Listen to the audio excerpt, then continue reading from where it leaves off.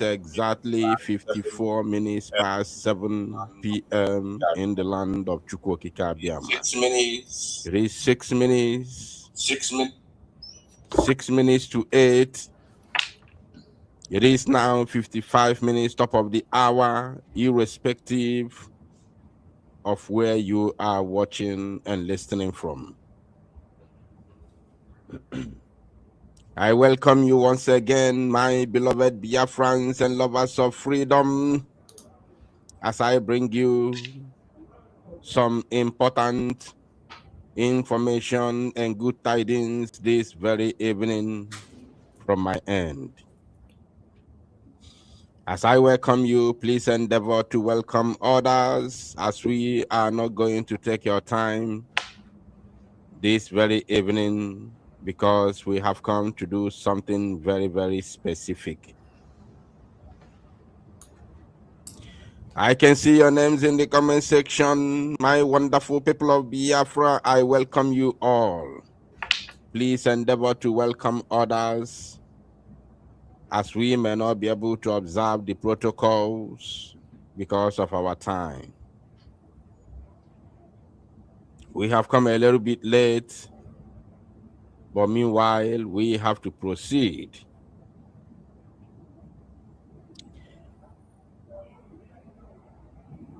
We want to salute our leader, Nnamdi Kanu, who is paying the ultimate price for the Biafran people, who has laid his life to suffer for all of us, for us to be free from oppression and sabotage and slavery. We also salute our PM, Mazi Simon Ekpanjoko, who is also paying heavy price in Finland for us to be free from bondage and slavery.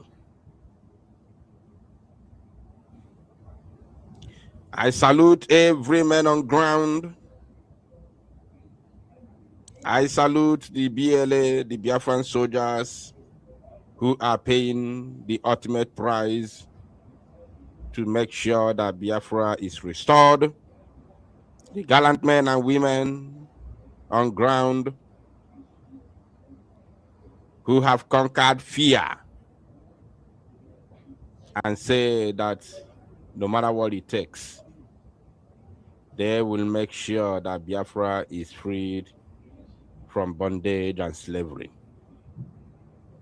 I welcome you all, my wonderful people of Biafra. Wherever you're joining me from, please endeavor to welcome others. We have something very, very important to share this evening. Now, without further ado, we are going straight into today's program. Forgive my voice. I am not supposed to be live this evening, but because of the importance of the information that I'm about to analyze this evening, I found it very, very, very imperative to be here this evening to talk to my people. A lot of things are going on. So many things are happening. And I am very, very happy that it is happening for the betterment of the Biafran people and the restoration of the Republic of Biafra. My people,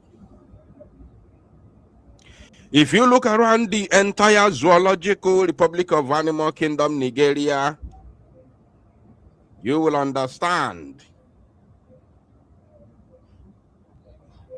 that what Nnamdi Kanu saw since 2012 and 2013 that made him start pushing and advocating for the freedom of the Biafran people from the zoological Republic of Animal Kingdom, Nigeria.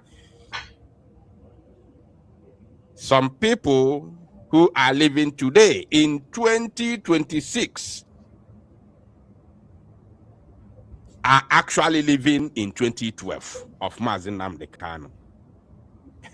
I want you to see the difference. Many people, millions of the zoo idiots who parade themselves today as youths are living in 2012 of Mazi Nnamdi Kanu. Yes, I understand the proverb, the Igbo proverb that says, "No boge nwata ji wee keta ụla bụ ụtụtụ ya." I understand it properly. Mana ọ ya dị mma iketa n'ụtụtụ gị anwa, ọ bụ na iji efife ma ọ bụ mgbede wee keta wee kene good morning. Ọ ya akakwa mma, it is good. It is very, very good. And so I know Igbo so that they will understand. Our people said, whenever you wake up, it's your morning.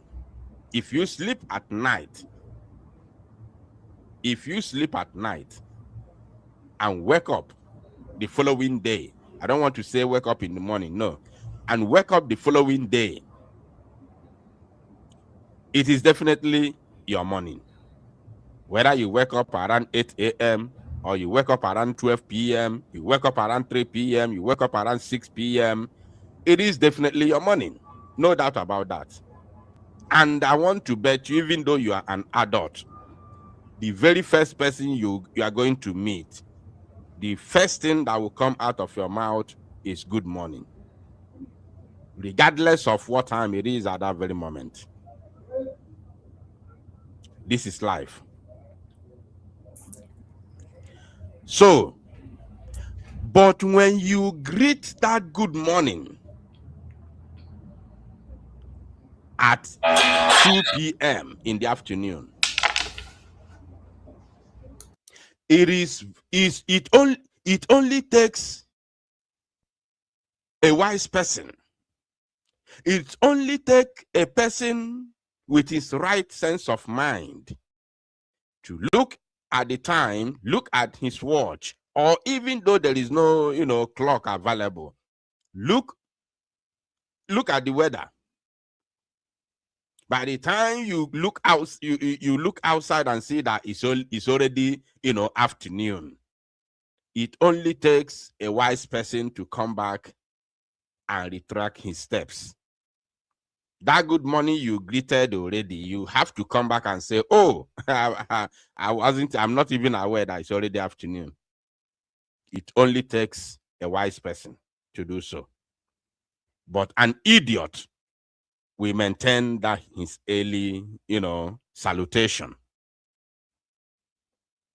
We are not here to massage any stupidity of one Nigerianist. I'm sorry, because I cannot help you. If Mazi Nnamdi Kanu did not help you, Simon Ekpa did not help you, you fought him, I cannot help you, because you'll still fight me. So, millions of the zoo youths are living in 2012, as I'm speaking to you now in 2026. Likewise, many Biafrans who are today in 2026, many Biafrans today are living in 2021.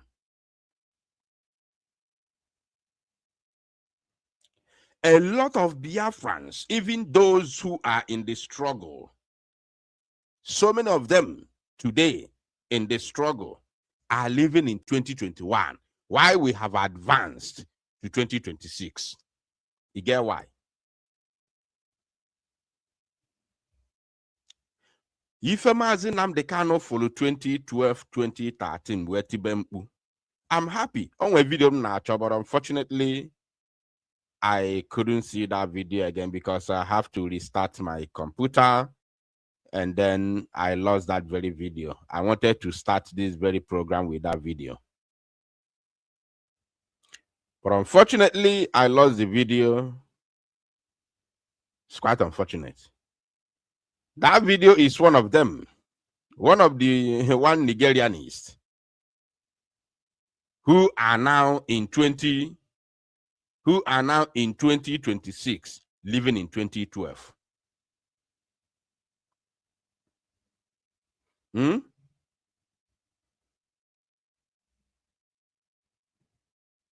Because they are beginning to see, especially the Yorubas, they are now seeing what Mazi Nnamdi Kanu saw in 2012, and he started shouting. They fought against him. They called him all sorts of names. They tackled him. They sabotaged him. They supported their own brother, Tinubu, supported Fulani to go and kidnap Mazi Nnamdi Kanu in Kenya. Today, they are seeing it. One of them today, I saw his video.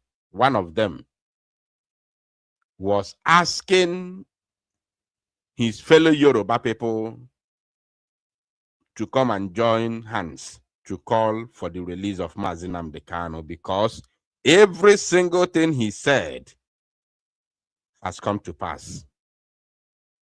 When I saw that video, I was happy. That's why I said it takes a wise man to realize that, oh, just a couple of minutes ago, you greeted good morning, but it's already afternoon. It takes a wise man to come back and retract his steps. To say, oh, but a fool will continue to wallow in his ignorance and maintain that early good morning. So without further hesitation, today's program is for Mazi Nnamdi Kanu. Of course, my Simon and Joko, based on the last time I got information from him, which was on Saturday, he is very, very okay. He is very, very okay. And he is very, very optimistic that he's coming out soon. Everything is going to be okay. Everything will be all right as far as my Simon is concerned. Whereas Mazi Nnamdi Kanu is getting the necessary support from the international community, even though I would have needed more, even though I expected more. But these things doesn't usually come so quick or easily, or even it doesn't happen like woto. It comes gradually. Because ejimu story, South Africa and American Congress during Joe Biden time, when he was a congressman, when he was a senator in South Africa. So Ejim, his own story, because our story the very, very, very aware of. Ejim, the history of South Africa and Joe Biden when he was a senator in America. Where malo no kwalu oge ya oda. Ukwalu oge ya omegini oda. So before we proceed, I'm going to give you some information from Barisalo Ejimako. Very, very important. What happened today is important for you to know what happened today. And of course, what happened before today. Today, for those of you who don't know, he was in Abuja today in the court. Not only him, but Omoyele Sowore and other activists who partake in that very Free Mazi Nnamdi Kanu protest that took place last year, which they were subsequently arrested and illegally, detained for days in Abuja. So the court took place today. The hearing was today. And based on the way Barisalo Ejimako spoke, it is very, very obvious that they are victorious. So Before I show you this video, I have two videos from Barisalo Ejimako before we go into the main topic of today. The main topic of today is Mazi Nnamdi Kanu and American government. What is happening between American government and Mazi Nnamdi Kanu and Nigeria, the zoo government. So that is the main topic today. That is what we will be delving into today. But before then, let me build my foundation by, bringing to your notice, even though you have seen the videos, but I have to touchlight it. I have to analyze it briefly before we get to Mazi Nnamdi Kanu's matter. This is what Barisalo Ejimako is passing through. And because he's a Biafran, that is number one. Number two, he is the legal, the legal representative of Mazi Nnamdi Kanu. It is very, very imperative that we not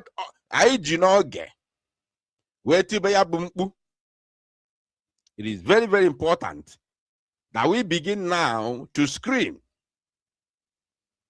because ọ bụ ife jọgburu onwe ya na njọ sigbuo nkakwu n'isi na mmadụ nọ na mmiri ncha baa ya anya. Unu na-anụ? Ọ jọgburu onwe ya na njọ na mmadụ nọ na mmiri ncha eme gịnị baa ya anya. So it is very, very, very important that we begin this moment to shout, because we know the people that we are dealing with. We know that we are dealing with barbarians. We know that we are dealing with bloodsuckers. We know that we are dealing with criminals. We know that we are dealing with terrorists.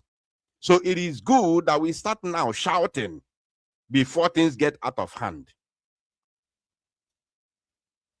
We know that we are dealing with people who love to unalive innocent people. We know that they are with us in the same country. So the earlier we begin now to shout, to raise our voices, the better for all of us. Makana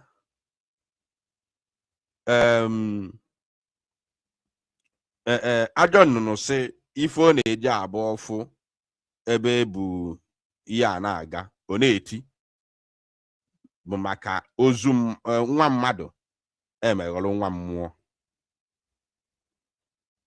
Because we know the people we are dealing with. And Barisalo Ejimako, as we all know, he's always in the north. He's always in Abuja. He's always in the north. He always traveled to Sokoto to see Mazi Nnamdi Kanu. So when these terrorists from the north begin to issue threat on his life, we must talk about it.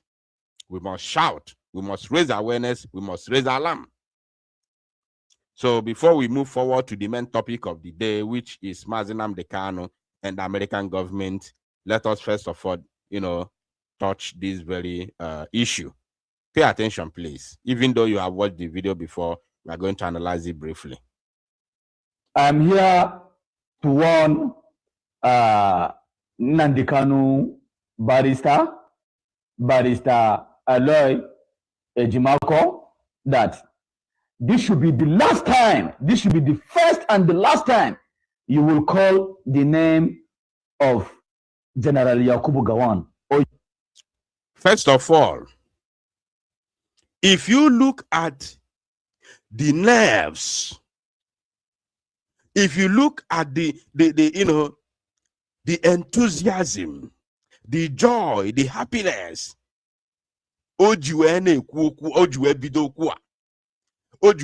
this threat, this order on Barisalo Ejimako. If you look at the nerves, bata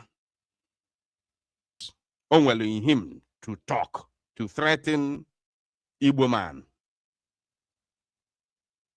you will understand that this thing has nothing to do with whoever that he think that he's fighting for.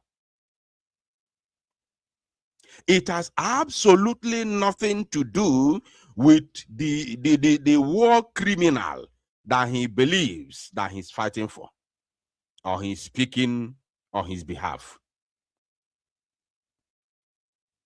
When you see the way he began his threat, you will realize that there is something behind it, not because of Yakubu Gowon. It has nothing to do with Yakubu Gowon. I want you to pay very close attention, my people. That very eagerness, that very enthusiasm he has to issue this very threat is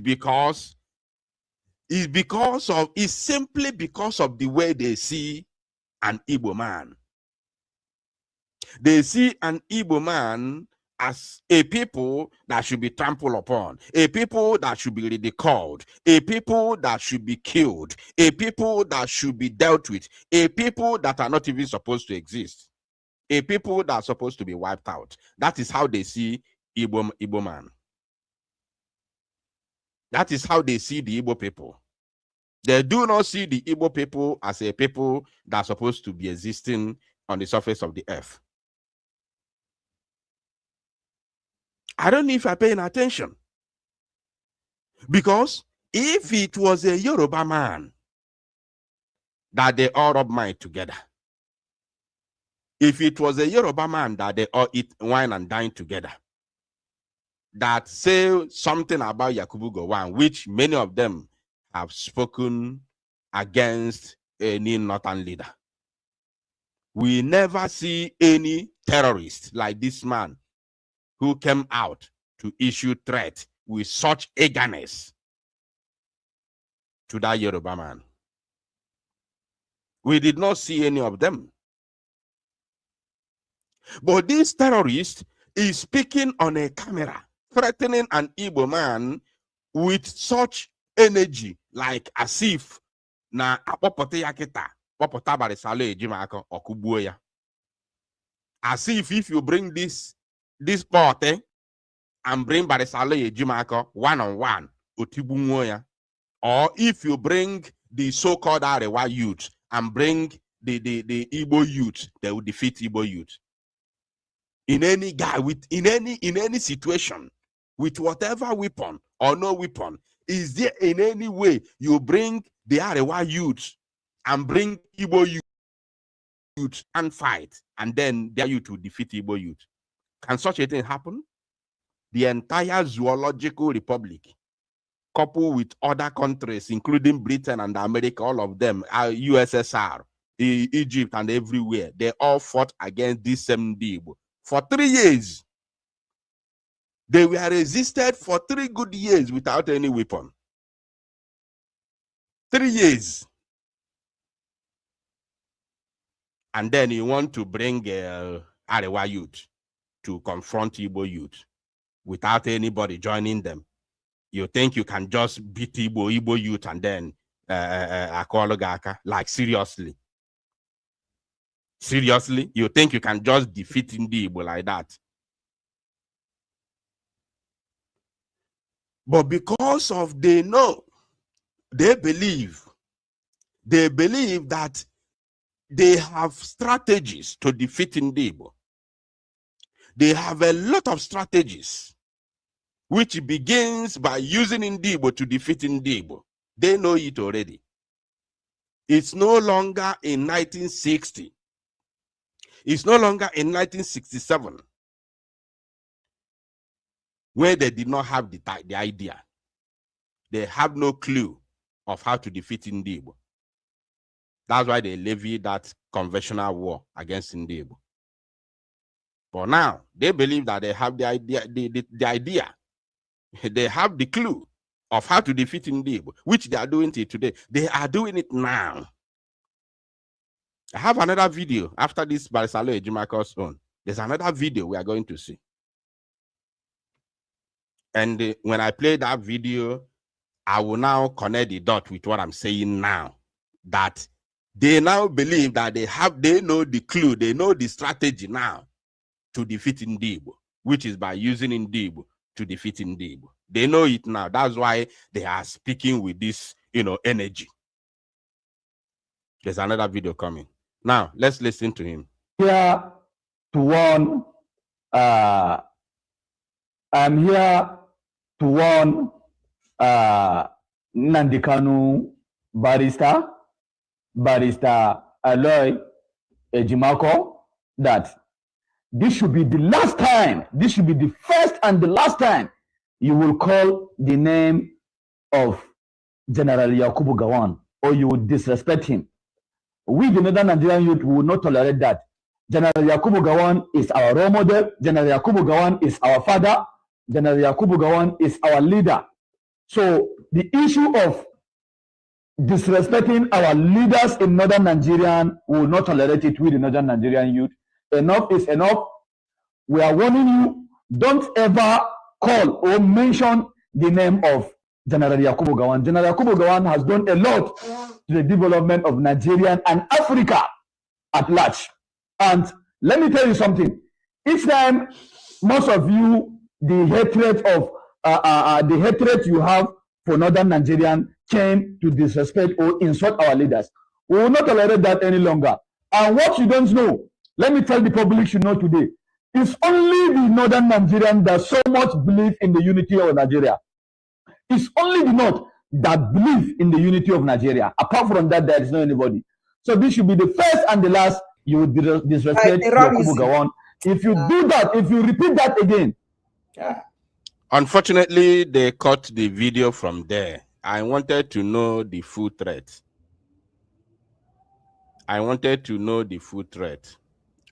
Unfortunately, they cut the video. Because he said, if you do that again, we wanted to know what is going to be the outcome. The full threat. Very, very important. Please, those that cut this video, because I don't have the full video. Those that have the full video, kindly post it or send it to me so that I can use it for full broadcast. So, last time I checked, I did not see any time at all Barrister Aloy Ejimako disrespected Yakubu Gowon. That is number one. When Yakubu Gowon granted interview insulting Biafrans, especially urinating on the graves of the innocent Biafran children that he himself murdered in 30 months genocidal war against the Biafran people. Yakubu Gowon recently spit on their graves, urinated on their graves, defecated on their graves. These terrorists called Osinafeabo Dambature, because no Dambacho. Dambature, who is a known terrorist in the north, did not call the so-called role model, Yakubu Gowon, to order. He did not tell Yakubu Gowon, listen, you have done what you did to these people. Can you stop lying against the dead? Because even a newborn baby today knows how Biafra war took place. A newborn baby today knows what caused Biafran war. A newborn baby today knows who fired the first shot. Even BB, they are still using BBC to continue to lie against the Biafra. Till today, as I'm talking to you now, the new BBC documentary that they released, they said that it was Biafran soldiers that fired the first shot, and they were trying to take over Lagos before Nigeria responded. All these things are the making of Britain and the Nigeria government. So, if you are wise and clean, you would have called your so-called role model to order to stop lying against the dead. Yakubu Gowon, I'm happy that he's still alive. Even though he become crippled, God will continue to keep Yakubu Gowon alive. Especially even though everybody dies, God will continue to keep Yakubu Gowon alive, so that he will use his own eyes to see Biafra come. Somebody like Yakubu Gowon is not supposed to die anytime, any day. He will use his own eyes to see Biafra comes, while maggot will be coming out of his skin. While maggot will be coming out of his body, He said, he will use his own eyes to see Biafra comes. He said, and he will still use his own eyes to see how God will punish him and his own people. He said, which is happening already. I think he comes from Plateau State. I'm not mocking the Plateau people. I pity them what they are passing through. But what Yakubu Gowon did is actually affecting them today. Yes. What Yakubu Gowon did against the children of God is what is exactly what they are passing through today. Is the same people that Yakubu Gowon protected and used them to massacre the Igbo people, innocent Biafrans. God is using the same people to pay him back what he did to my people. I saw a video clip where Tinubu was saying, I think a couple of days ago, or weeks, if I'm not mistaken, Tinubu granted state interview. He said that the politicians are using insecurity to bully him out of power, but he's not going to resign. He's going to contest. And I laughed. You know, I reason things from different angle. I don't see things the way everybody see things. I laughed. I said, look at this man. I said to myself, Tinubu, you know. You know exactly what you did. You, Tinubu, you. Nobody should say Tinubu is a Yoruba man. Yeah, Yoruba people are not terrorists. I know. Tinubu is a hardcore terrorist. Tinubu is the #1 terrorist in Nigeria. In entire Nigeria, Tinubu is the #1 terrorist. He's the chief of terrorism. Exactly. He knows. He knows exactly what they did, how they used Boko Haram to chase Jonathan Goodluck out of power. Tinubu is aware of it because he was the founder of APC. He was the chief, the president of APC back then. He was the APC national chairman. He was the founder. He single-handedly made Buhari president, even when he did not win an election. You understand? So Tinubu knew how they got Jonathan out of power with terrorism. They sat down and planned it. Tinubu is 100% aware of the tactics. That's why all these things happening. Have you seen? Do you see Tinubu panicking? He's not panicking because he knows that this is the system that they put in place in 2015. He's fully aware. There is absolutely nothing happening today that Tinubu does not know who is doing it, because he knows that it's the same people that they sat on a round table to discuss how they are going to use terrorism to get Jonathan Goodluck out of power are the same people that are using the same terrorism to get him out of power. He knows every single thing going on, and he cannot go against them because they were all together in the same thing. It's the same thing they planned together to do to Jonathan is what they are using to deal with him today. So he can never go against them because they all have their secrets. Are you paying attention?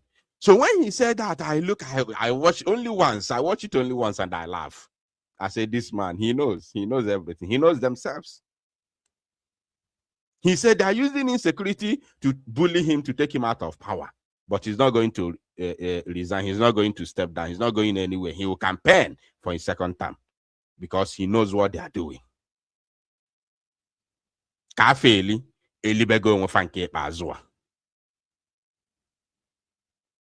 So, anybody who sees Barisalo Ejimako, I want you to know that he needs protection.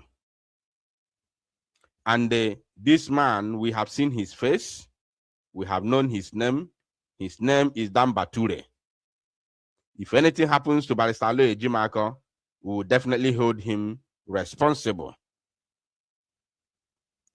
We will hold this terrorist Dambature responsible. Should anything happens to Barrister Aloy Ejimakor, well, I'm sure nothing will happen to him. And again, the American veteran soldiers have also issued a public statement backing Barrister Aloy Ejimakor, making it known to all and sundry that they are behind Barrister Aloy Ejimakor, and I appreciate that. So, mark this man's face. We already know him now because of this very threat of Aloy Ejimakor's life. If anything happens to Barrister Aloy Ejimakor, we already know who to hold responsible. That's that. Now, let me show you videos of Barrister Aloy Ejimakor today. After that, we will now go straight to, I'll show you one more video that is happening, something that is happening in Igbo land today. After that, we'll go to Mazi Nnamdi Kanu's, of course, program, because that is the main reason why we are here this very evening. So pay attention, my people, as I bring you more things. So this morning, Barrister Ejimakor made a video where he told us that he was on his way to Abuja to go and answer for the case concerning the protest that took place last year, where almost the entire Nigerian youth were calling for the release of Mazi Nnamdi Kanu, which everybody was exercising his or her right. Constitutionally recognized right of the citizens is exactly what they want to use, or what they are using to, you know, to intimidate him and his fellow comrades. So while he was on his way to the court this morning, he made this video. And remember, he wouldn't have made this video actually, but because he was traveling to Abuja, the case is in Abuja, and he's traveling from Enugu to Abuja. And because of the threat to his life, the threat on his life by some terrorists in the north, led by Dambature, self-acclaimed Northern Youth Council leader, or Northern Youth Council president, whatever, he has to make this very video to let us know where he was going in case Adika Amoma on the Chagwalo Obosi. Now let us listen to him. Good morning. I'm making this update from inside the aircraft. The aircraft is bound from Chukwu to Abuja. I'm traveling to Abuja to be in attendance at the court, at the trial on 5th of June, my trial. They are trying me along with Showere and the 12 others and Prince Emmanuel Kanu for participating on that 11th November protest. I think it's 28th October, a protest last year demanding for the release of Mazi Nnamdi Kanu. So they are trying us for exercising our constitutional rights. They have shown a certain level of determination.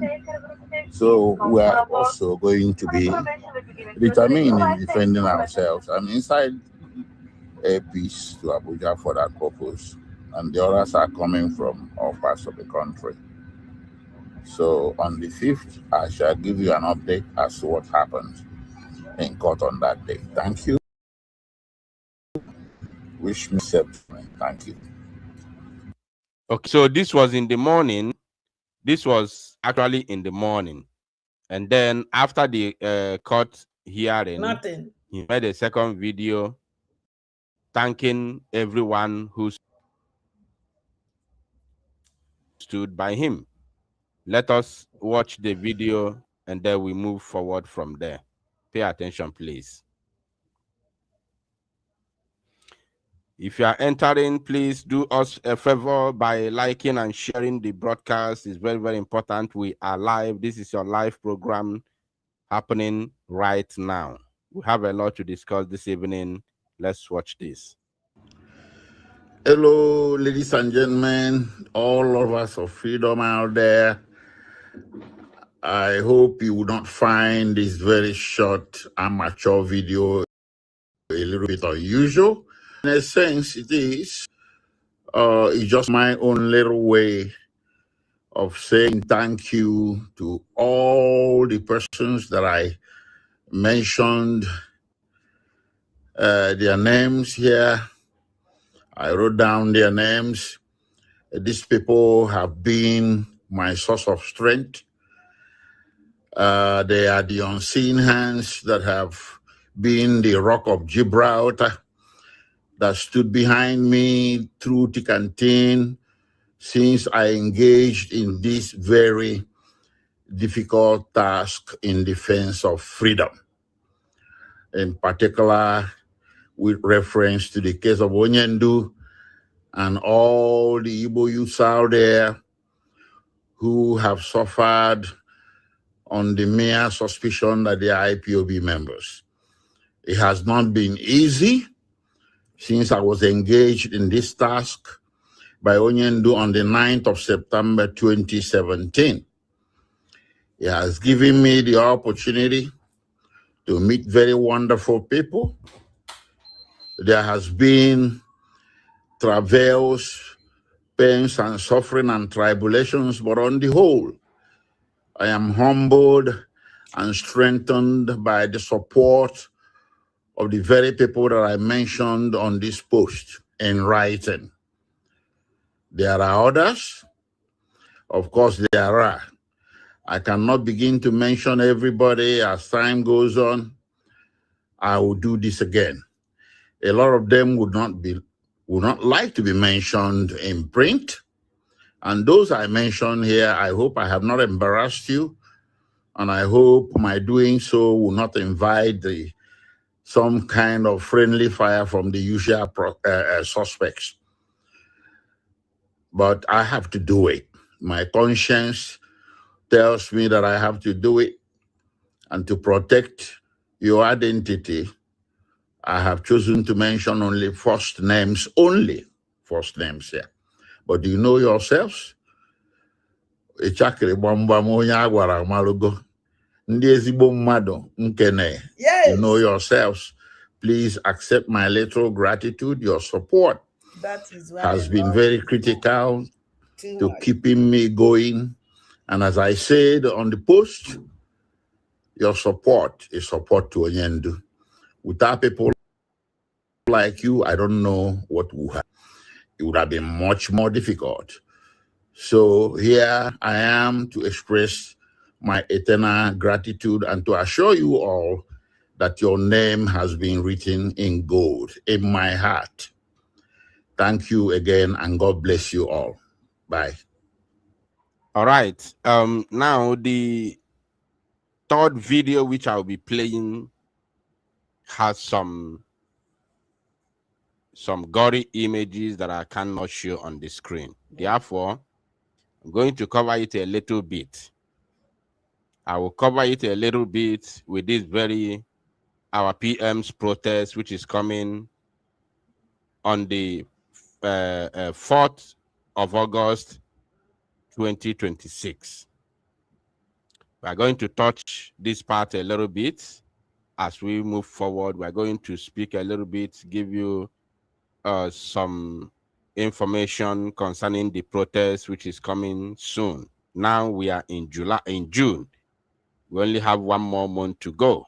Only 1 more month to go to this very protest. So the time has come where we will start hammering on it. Start, talking about it on a regular basis. It is very, very, very, very, very important that we start talking about it on a regular basis, because we only have 1 more month to go. And for those of you who, anyway, we are going to talk about it before the end of the program. So now this is what has happened in Enugu State. In Enugu State, a place called Ishiago and Ogun. Ishiago kwana Enugu ka ọ dị ka Ebonyi State. Ishiago. Biko correct me in the comment section, please.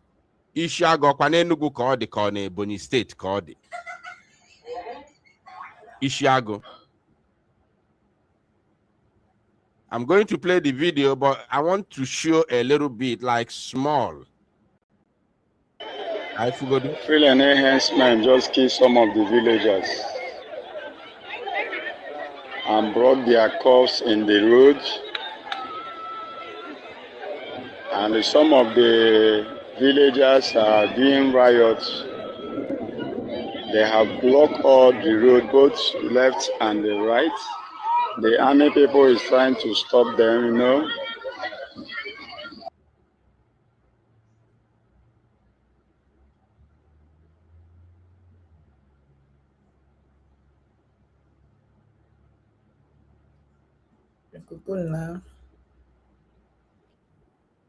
Did you hear that? There is no movement. Did you hear that? I want you to see the impunity of the Nigerian Janjaweed jihadist army. The person who is reporting live said that they came out for protest, but this jihadist army is trying to stop them from protesting against the unaliving of their own beloved, friends and family members. I don't know if you get it. They were unalived, massacred, their beloved, unalived by the jihadist Fulani terrorists. Then now, those who are still alive to protest against the inability of the government to protect lives and properties, which is the #1 priority of every government in the world. Now, what did the state-owned military did? They came out to stop them from protesting. They didn't come out to stop them from people, but they came out to stop them from voicing out. I don't know if you understand it. A couple of days ago, or weeks, if not months,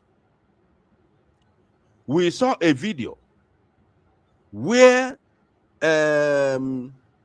after the massacre that took place in Plateau State just a few months ago, we saw a video, an authentic video, which we also use on our broadcast, where Plateau women invaded military checkpoints in their village and set the checkpoint ablaze, chased the military, the soldiers, chased them away. We saw that video. How many of you saw that video? How many of you saw the video? Oh, somebody said, oh, okay. Somebody said Ebonyi. Ishiagu in Ebonyi. Yeah, thank you. Dalono rinne. Dalono. Chukwu Di Uzo. Dalo. Life. Dalo. Blessed. Dalo. Blessed Sonny. Thank you. Dalono rinne for reminding me. So we have to move. Alex, Dalokwa, Ekenemo, and all of you that reminded me, no, Ebony, Dalono, I greet you all. So, the women, Plateau women, invaded the military checkpoint, which was in their community, because they were there. They could not stop the bandits, the terrorists, from massacring their community members. They couldn't stop them, but they were there, extorting money from innocent citizens. They went there, chased them, and set the checkpoint ablaze. And these soldiers were with their AK-47. They couldn't shoot. They couldn't do anything. They couldn't stop the women from chasing them away. They couldn't stop the women from setting their checkpoints ablaze. Now, only for Igbo women from the east, only for Biafra women from the east to protest against the massacre of their own people by the same Fulani terrorists. the Nigerian jihadist army came out in full force to stop them from protesting. Because they are Igbos, because they are Biafrans. I don't know if you get it. This is the logic. This is exactly what is going on in the Zoological Republic. And I want to use this opportunity to call on all the Igbo Efulefus, all the saboteurs.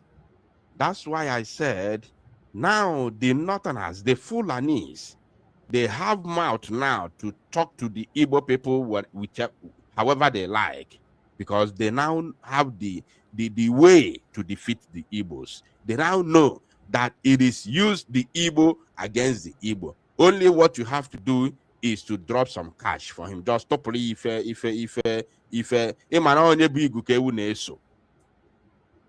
because we have not been able to recover from it. And we can never, never, never recover from it in as much as we remain in Nigeria. That I can assure you. Go and mark it somewhere. Even if it takes us another 1 million years, it is impossible, 100% impossible for us to recover from what happened to us in that 30 months genocidal war. It is impossible. Like, I'm not saying near impossible. No, I'm telling you, it is 100% impossible for us to recover from what happened to us, especially mentally, from what happened to us in that 30-month genocide. It is impossible, like 100%. I'm giving you assurance, 100%. We can never, never, never recover from it as long as we are in Nigeria.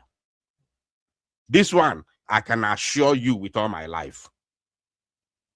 Because after how many years? Since 1970, 80, 90, 2000, 210, 220, 56 years along the line. I can't remember that time. 56 good years along the line. Yet, I can use Zunaga. Yet, the same betrayer destroyed Ainaya. Ojukwu bute ego nna ya. Ojukwu no onwe was the richest man in the entire West Africa. Then Chukwu Odumegwu bupute ga ntinani we bunye nwanne nwoke from the same Nnewi. Somebody remind me the name of that, the biggest saboteur in the history. The biggest saboteur in the history of sabotage. Not only in Igbo land, not only in Biafra, in the history of sabotage. That very man, Mojeku. Ojukwu burego bunye as a one near nwoke otrosro. Koga na France and purchase weapon. Had it been Mojeku purchased that weapon and came back with that weapon, I'm telling you today, we'll be talking a different story as Biafra nationals. We wouldn't be running up and down, running helter-skelter all over the world, looking for greener pasture. Our people are being insulted, dehumanized, unalived, all over the places, including here in Africa. In Africa and Kenya. Everywhere in Africa. When you hear they are doing this to Nigerians, go and look very well. They are Igbo people. Any place you hear that they are doing this to Nigerian people, or Nigerian people are doing this, go and check very well. They are from the southeast. They gave more Ojukwu buruntinani mpaya ego mpaya trafu wepa bunye mo Ojukwu oga go weapon na France. France was ready to supply because they were the only European country supporting Biafra because they hated Britain. They didn't want Britain to take that power from Africa. So they wanted to divide Nigeria. They wanted to help to divide Nigeria. Because they knew that Nigeria was the superpower for Britain in Africa. They were supporting Biafra. Chukwu time.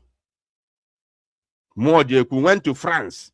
Instead of him to do what he went there to do, he nationalized there. He bought properties and got French citizenship.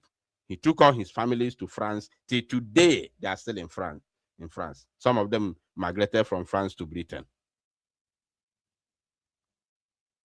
Till today, as I'm speaking to you today, I saw last video made by his daughter. I don't know if he has only one daughter remaining.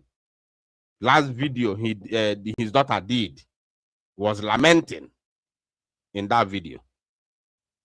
They never stepped their foot again in Igbo land till today, since that time. 50-something years along the line. You forget now. So the Fulanis, they now have the guts to insult Ndibo, to talk to us anyhow because of sabotage. They now know if you want to destroy Igbo man or Igbo people, find one or two of them, give them money, and just go and relax. Go and drink your champagne. You hear discourse. That is what is happening today. Where are those criminals? Where are those saboteurs? The likes of Chukwu Kofwebu, the likes of Chibuze Guatode. Where are they? Where are they? Just a couple of days ago, it happened in Imo, in Owerri, to be precise. It happened in Owerri. Today now, it's happening in Ebonyi. It's happening in Ebonyi today. Chukwu Kofwebu ya apatakwa gokwa gi na okwa IPOB. Ọ ga-apatakwa echi ọgba gị na ọ bụ ESN. Or shade their Fulani, or protect their Fulani. Because on the Nazian, Ndinani ego jeme big na Abuja. Since so you are not Bunata from Turkey today, Chukwu any place up on your Afan Abuja, or any place on our God on Abuja. He has no business, no job in Abuja since that time till today, but he's still living big, he's living large. Where is that money coming from? What is the job of Chukwu Kofwebu? Since he came back from Turkey, since he was deported from Turkey, till today, he is living large in Abuja, sitting on a leather chair in his parlor. Where is that money coming from? He had no money before he came back, before he was deported, because if you say he came back, or they could just about ticket in Ata, he had no penny. I got his full information. I was waiting for him to come and debunk it because I know he had me. He followed me so much. Chukwu Kofwebu was sitting down doing nothing in a cargo office called Genesis Cargo. They were giving him food money every month, every day. On a joke tapota, mbede betre up or mapota. Oji from that time make that argument to call 780 and make Chicago Chukwu Kana. The following door mapota. Onwezo any afia. Because in the ordinary nene, according to information we tell about him from authentic source on your money obuna Turkey. Sinandi nyali common nene or lelun nene liego. Amaya amasi aso ene li oyana akuchi afia. You want see hale afia Bruno binafia wana agana. Nka anarigo. You can never see sheshi dime from him. Ole uriego. Ole le nene liego. Yotago. So Chukwu Kofwebu did not come back from Turkey with Chingbam Chishi Bawuri Sioji Bata. Bono ne li drafo bri na Abuja. Ega wo ne li osi ebe puta. Kebe osi bia. Ego sabo. Ego sabotage.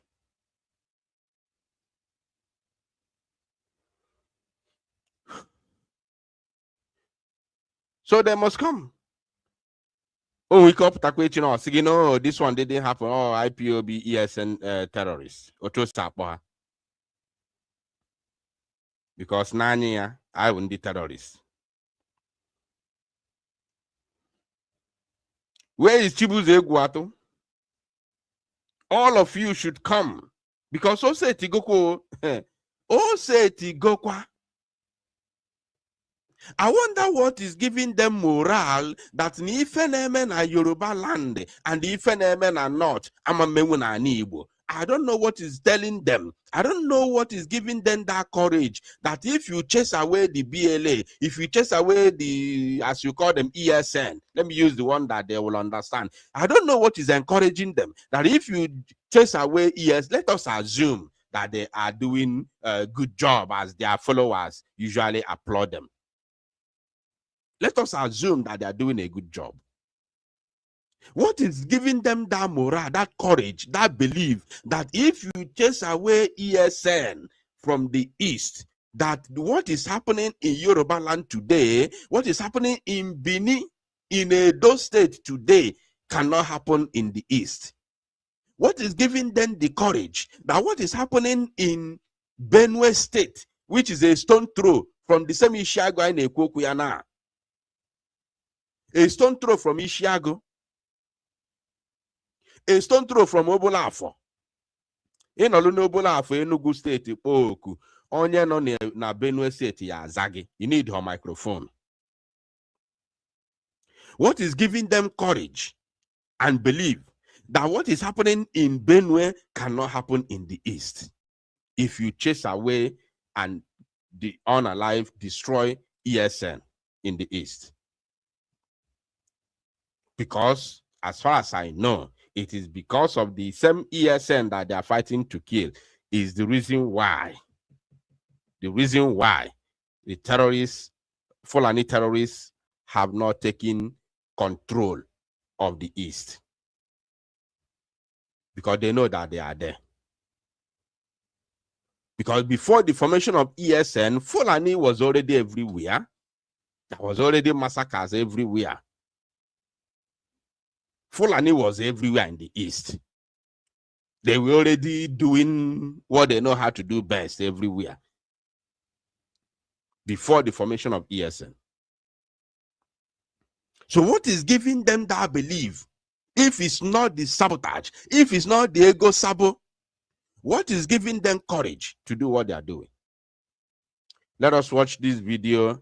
I will now go straight to Mazi Nnamdi Kanu's position. Villagers are doing riots. They have blocked all the road, both left and the right. The army people is trying to stop them, There is no movement. We are in Ogu Junction. We are going back to Aba from Enugu. Don't know what is going on. That is the case. That is the point.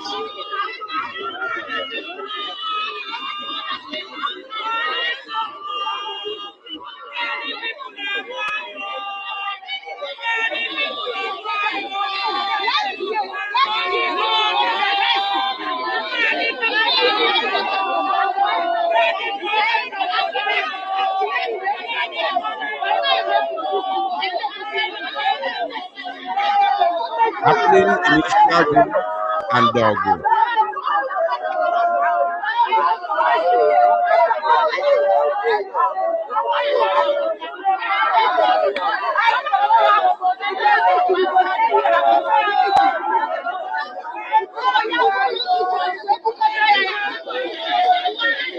Mama, what are they doing? Who are na very doing? One song.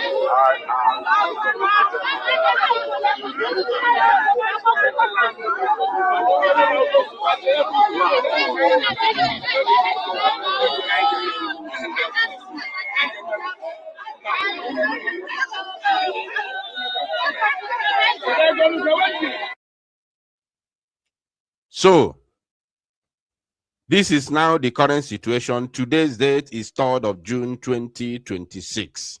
This is the current situation between Enugu and Ebonyi State, where many, according to the information, plenty number of our people were massacred in cold blood in Ishiago and Dogu communities in Enugu State.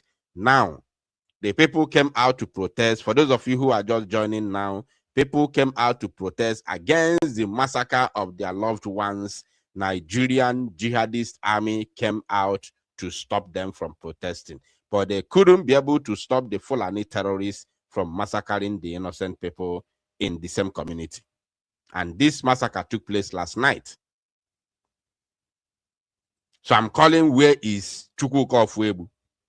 Where is Chibuze Guato? Where is Ebekuedi Kalile Akaria? Where is Nneka Chimezie? Why can I shower at the old age? An abomination that happened to Ndibo. An abomination that happened to Ndibo. Why na shower at the old age? Check is here, Ogo the young.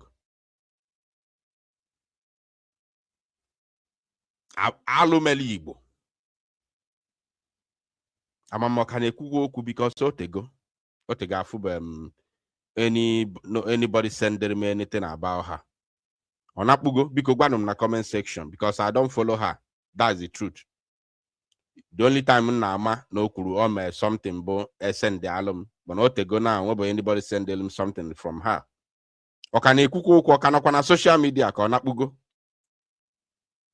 Because one in the comment section. Okane kuku mboda woman akpolo Nneka Chimezie. Onapugo. Olisigo mugu nke ya nakpuo. Now, let us go to Mazi Nnamdi Kanu, which is the main topic I do about today.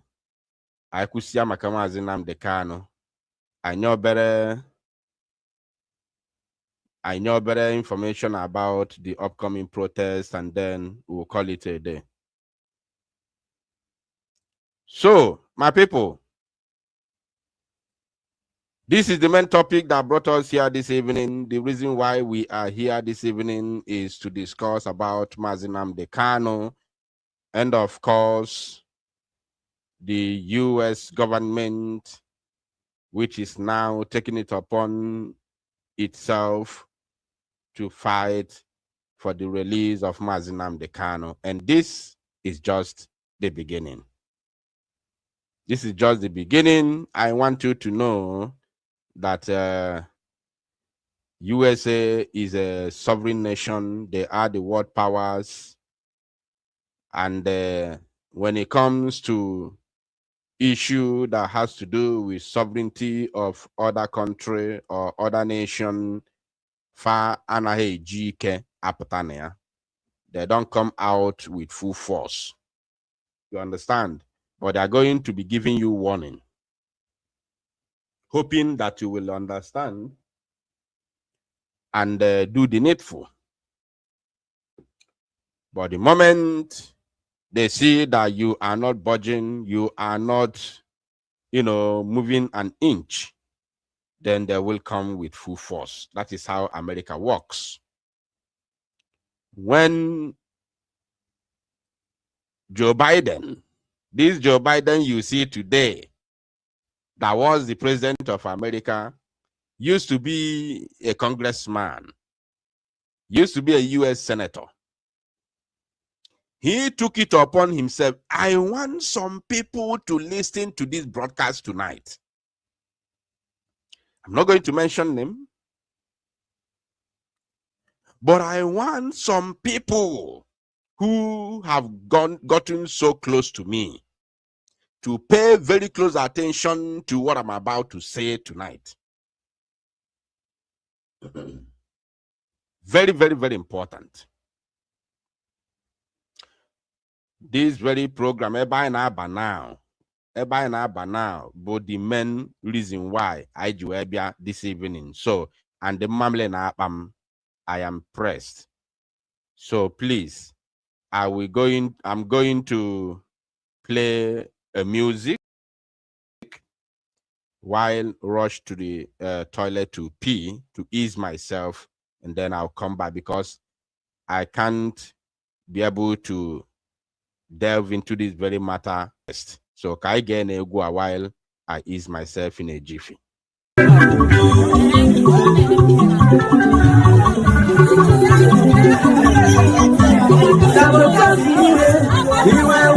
kewe nofe maka na wopana kamado na fudu penanya le kwa mmiri rure oge si maka suna no oga think about your life before the end time sorry ndi botu inusi agwa ti mati anodi eburisi ya na treso jeri ebe go ma president makanu panu boko opa tichiria abona bosondo ona yeku chikena kana asi maburo kuno mare ya buru mi haru na mogara pala na surrounding bozo obado maketo money is not everything. Let's fight for our freedom. For our freedom is right. Papa mo baramsi. Nadia fra balamo. Iya buna nene. Kambu paraya no. Makano jife wata winyakaye. Akalo be yilo neseya. Oye wife wapara nifeya. Nika wapara. Dear friends, dear friend, and we must go back to our land. Carry the Fukwano to go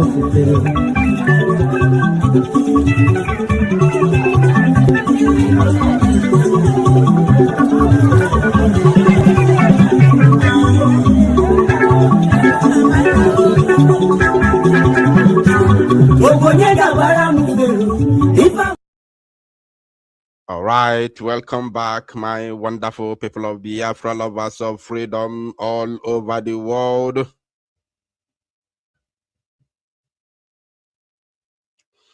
Somebody said, somebody said, Joe Biden didn't do anything good for blacks or Africans. What you don't know is bigger than you. You don't know that side, my dear. What you don't know is bigger than you. If you gag, don't bring any argument that doesn't make sense. And a queen gag, kinweke rota. Echi me de comment ya itinye asi ajuju. Yotago. Etinye na asif ne my he neku.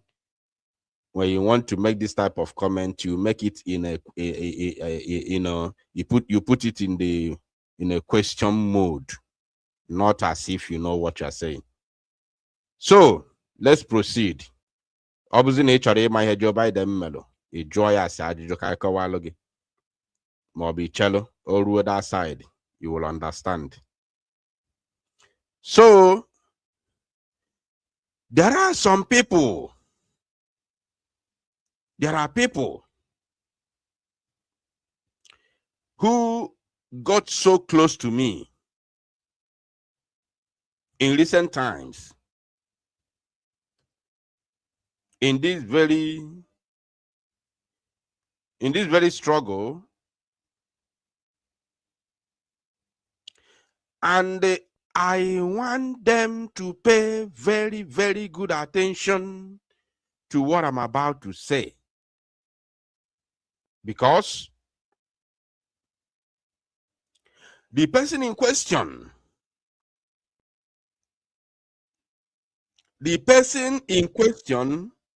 that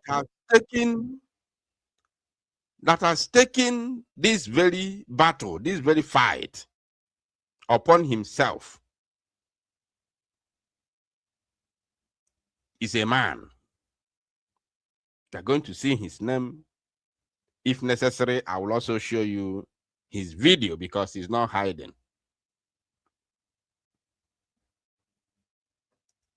And don't expect him to just come out and begin to say, you must divide the zoo today. You must give Biafra today. You must this, you must that. No. It happened during the time Joe Biden was fighting for South Africans' freedom from apartheid.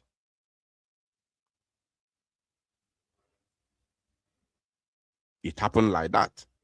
Joe Biden fought and fought and fought until he exploded, until he began to fight the Congress here, you know, in America, or Congress, Nigeria, and Senate president. On Congress president, called Congress chairperson, or Congress chairman, or Biko, lecture me in the comment section. I know how America, mommy, here on there. Let me know in the comment section. I'm just looking at the comments now, please. I want to get it right. Joe Biden fought and fought until he began to fight the Congress president. I will still use Congress president or to somebody who lives in America. Correct me in the comment section. Until he began to confront the Congress president. Then they began to listen to him. Somebody says speaker. Congress speaker. So, you see? So Rome is not built in a day. And before we move forward with this very article, I want to use this opportunity to congratulate or to say thank you to a man called Arnold, Mike Arnold. He's not a congressman, but he used to be a mayor in one of the states in America. He's a former mayor. So he's a learned man, a famous politician who has served the American people, who is well known and well respected, who is currently speaking for the Biafran people in America without anybody paying him any money. These are the type of people that we love working with. I want some people to listen to me because in the now. So a man has taken it upon himself to be speaking on behalf of Mazi Nnamdi Kanu. This is not the first time he's speaking about him. When Mazi Nnamdi Kanu was imprisoned, he spoke against it at the US Congress. The video went viral. And now, because Mazi Nnamdi Kanu's appeal is fast approaching, he has spoken again.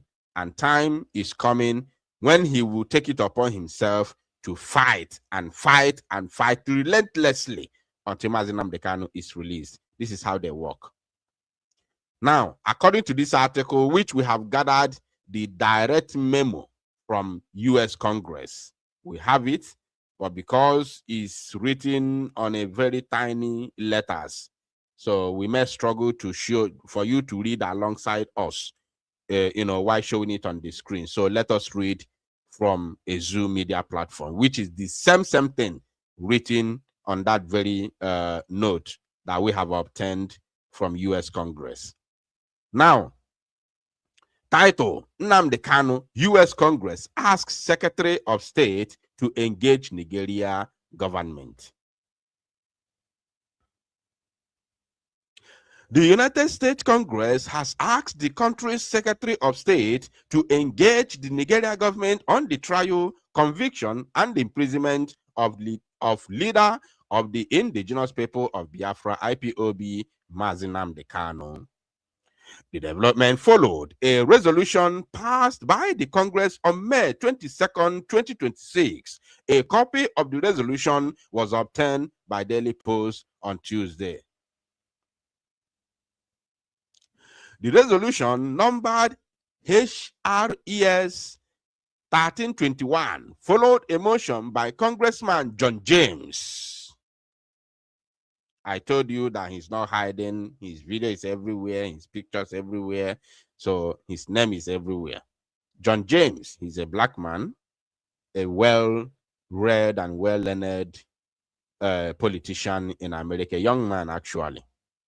They said James, in the motion, asked the Congress to call on the government of the Zoological Republic of Animal Kingdom, Nigeria, to ensure that all legal proceedings involving Kanu are conducted in full accordance with Nigeria's constitutional obligations and international human rights commitment. You know why? They know that if Mazi Nnamdi Kanu's case goes by or through, if the case of Mazi Nnamdi Kanu is conducted constitutionally or according to the Constitution and the laws of the Zoological Republic, Mazi Nnamdi Kanu will be a free man today. They know. I want you to listen. Listen, my people. They know very well. No bona case Mazi Nnamdi Kanu is being conducted according to the laws of the zoo. I'm not telling you the international laws now. The zoo law, zoo Nkano now. If Mazi Nnamdi Kanu's case is being heard according to the laws and constitution of the zoo, Mazi Nnamdi Kanu can never be in prison. That is the reason why Mazi Nnamdi Kanu was asking James Omotosho, APC judge, show me the law, Omotosho. Now during the Aba protest, Omotosho, show me the law. Show me the law, Omotosho, show me the law. He couldn't show the law. He sentenced Mazi Nnamdi Kanu out of hate, out of pride, out of idiocy, out of ignorance, out of envy, and out of sabotage, because he is paid by APC to do their bidding. He did it before in Imo State by installing Hope Uzodimma as the Imo State governor. So he has done it again in a bigger state, on a bigger stage now. His own case does not have, his own case or his judgment has absolutely nothing to do with the law. That is Judge James Omotosho for everybody. Any case James Omotosho is involved has nothing to do with the rule of law. His judgment is always based on politics, not based on the law. Based on politics, that is James Omotosho. And that is what they are using. They have been using him to do this all along. It's just that this is now when we realize. Now, Kanu was on November 20th, 2025, sentenced to life imprisonment by an Abuja Federal High Court presided by James Omotosho of APC, following his conviction on terrorism charges filed against him by the Nigeria government. The IPOB leader is currently serving the life sentence in Sokoto prison.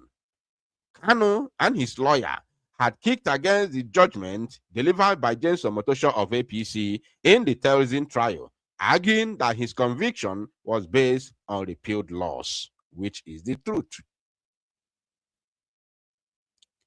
The pro-Biafra activist has filed an appeal to challenge his conviction by hearing in the suit is yet, but hearing in the suit is yet to commence. In the resolution adopted by the Congress, U.S. lawmakers asked U.S. lawmakers, I love that S, I love it. God, I thank you. That means now we are not dealing with one person anymore. Thank you, God. Chineke nna dị egwu. You will not understand, my people. That means few more lawmakers have gotten interest in the matter of Mazi Nnamdi Kanu. Maka ndị Igbo sị na ọ na-abụ anyụkọ mmamịlị ọnụ ọgba akwụkwọ. Ọkwụtụ esekwu ya ọgba gịnị ọgba akwụkwọ. You forget now. So this is a win-win-win situation. For us to see that U.S. lawmakers, that means Mazi Nnamdi Kanu keeps on gaining support from one person to another, from one lawmaker to another in U.S. government. And you can ask for more. By the time the support becomes obvious, the zoo will have nothing to do anymore. That I can assure you, 100%. Now, U.S. lawmakers asked the zoo government to ensure that Kanu's trial is conducted in accordance with constitutional obligations and International Human Rights Committee, which if this thing is done, Mazi Nnamdi Kanu can never be in the custody or in prison. The U.S. Secretary of State was asked to engage the zoo authorities on the matter, as well as issues relating to Kanu's detention conditions. Kanu and his representatives had frowned at his detention in the Sokoto prison, citing the distance to Abuja, where the appeal is expected to be heard. They argued that the distance could undermine the preparation and presentation of the appeal. Concerns were also raised about the IPOB leader's safety in the prison located in the seat of the caliphate, where insecurity and terrorism have, taken center stage. The U.S. Congress specifically asked the zoo government, to consider a report on Kanu's detention by the United Nations Working Group on Arbitrary Detention and take appropriate action on the findings. The resolution read, calling on the government of Nigeria to ensure that all legal proceedings involving Mazi Nnamdi Kanu are conducted in full accordance with the zoo constitutional obligations and International Human Rights Committee. And remember that in 2022, United Nations had already advised the zoo to free Mazi Nnamdi Kanu. Remember that. So that is what they cited here. Now, whereas Mazi Nnamdi Kanu is a political figure known for advocating on behalf of communities in Southeastern Zoological Republic. Whereas Mazi Nnamdi Kanu has publicly expressed his views regarding political self-determination and governance through speech and advocacy. I know when the zoo see this, they will be peeing. I know Mamre Pante and there are mad people everywhere.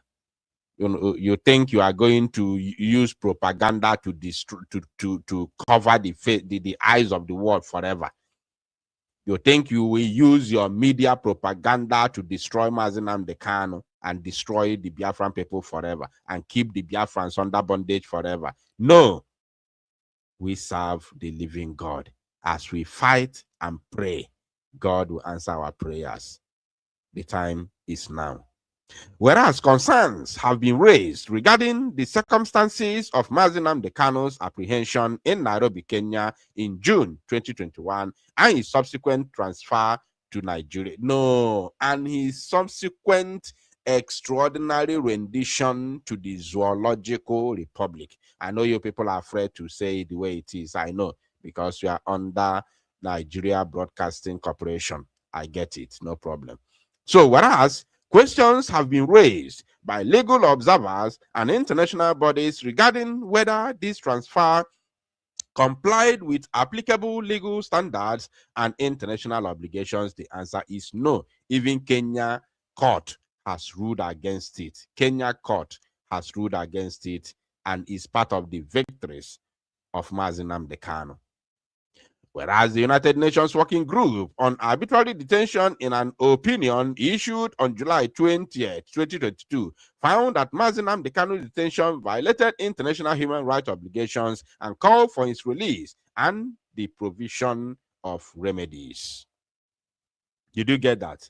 In 2022, July 20th, they advised Mazi Nnamdi Kanu to release they advised the zoo government to release Mazi Nnamdi Kanu. Unfortunately, why I'm angry with this UN Working Committee, why I'm angry at United Nations Working Committee is they know that what happened to Mazi Nnamdi Kanu was illegal. They know it.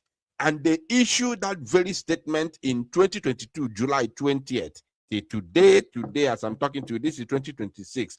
4 good years later, the same man is still in the is still in detention, and the worst has even happened that they have unjustly jailed him for life.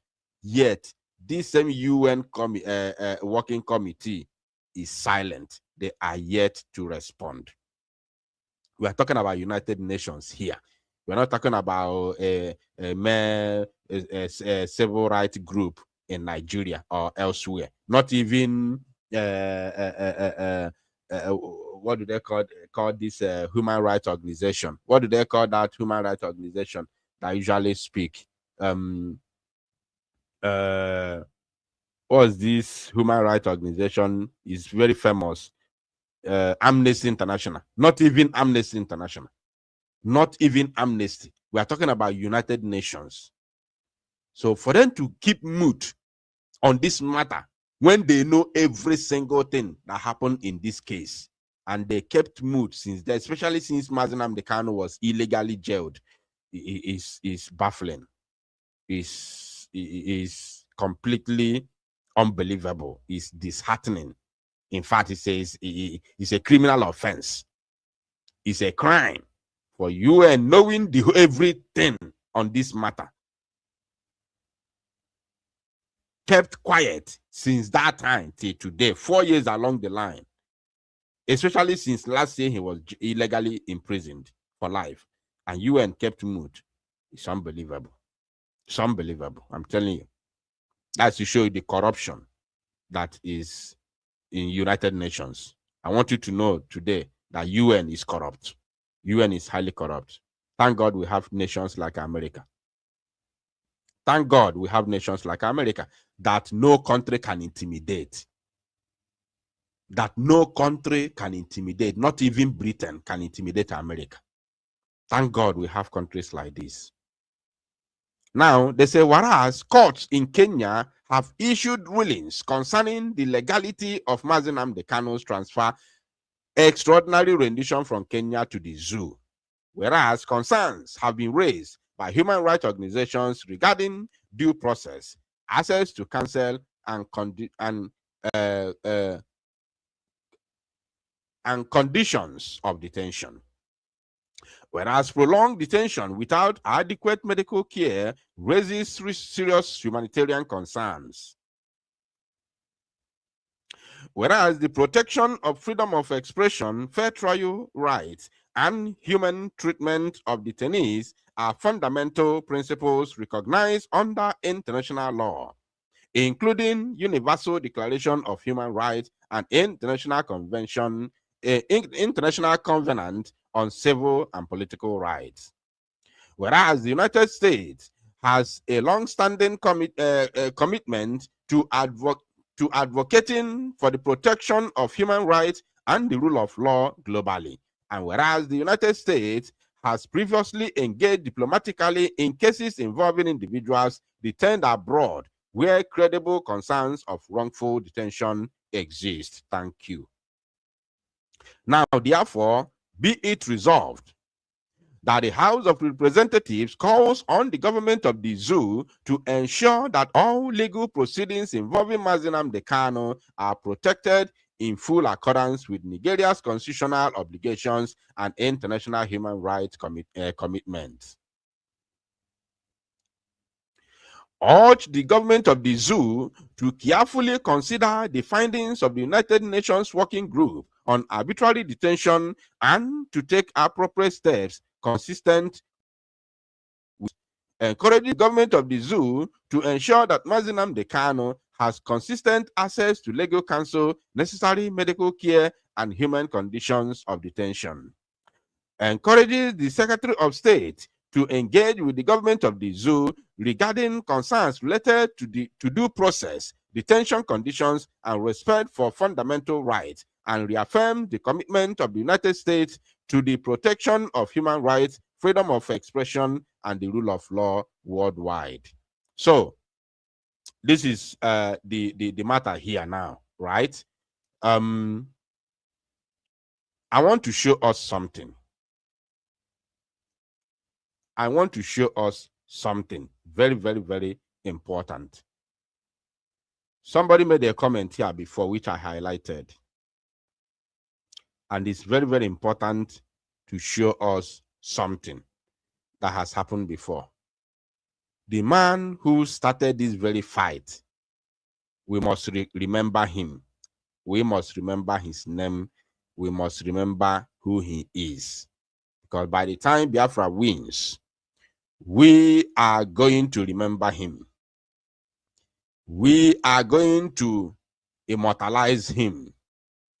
We are going to pay homage every blessed year to him.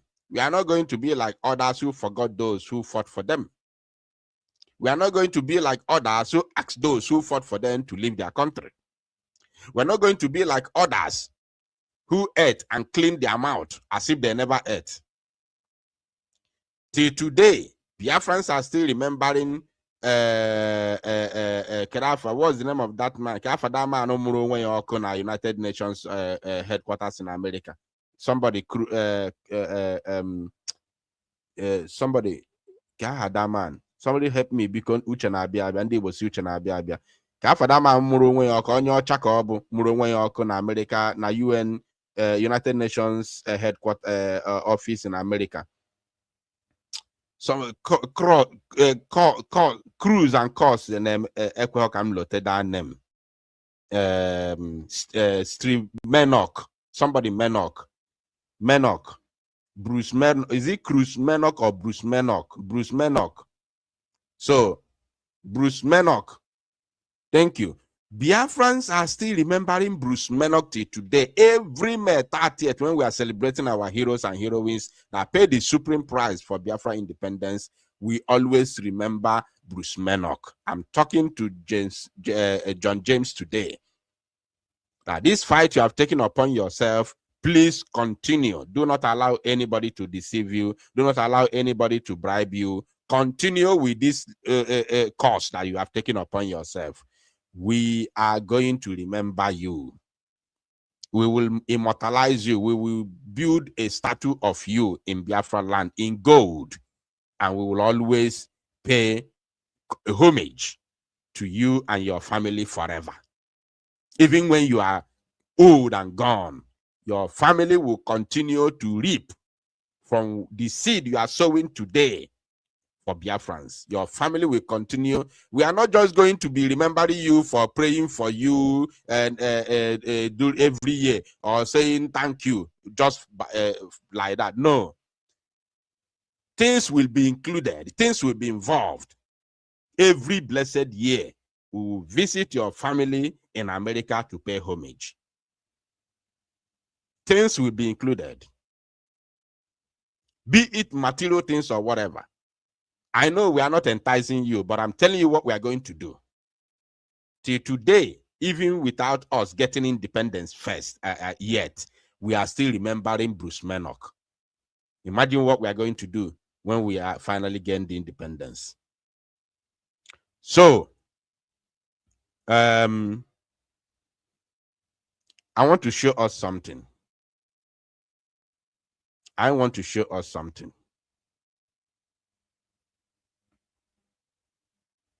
So that we will understand. Because somebody made a comment na if I am because that person, don't be angry if you are still here. Do not be angry if I spoke to you in a manner that you do not like. I'm sorry because I have to respond to that statement so that you know. You know, no, I didn't speak to insult you. So I've done this several times and I have to do it again because of the matter at hand. It is very, very, very important that I share this. So this was when Joe Biden was a senator in America in 1991. Precisely. Joe Biden took it upon himself from 1988, 89, 90, 91, 92, 93, till 94, when South Africa got independence from apartheid. Joe Biden stood firm, fighting in the U.S. Senate, in the U.S. Congress. He fought the speaker, who was pretending not to pay attention to what he's talking about concerning South Africa and the imprisonment, life imprisonment of Nelson Mandela. He fought the Senate, the Congress Speaker himself. He caused commotion in the Senate, big commotion, until they listened to him by fire by force, and they started demanding the release of Nelson Mandela and the freedom for South Africa. Look at it here. I'm not going to analyze it. Just watch.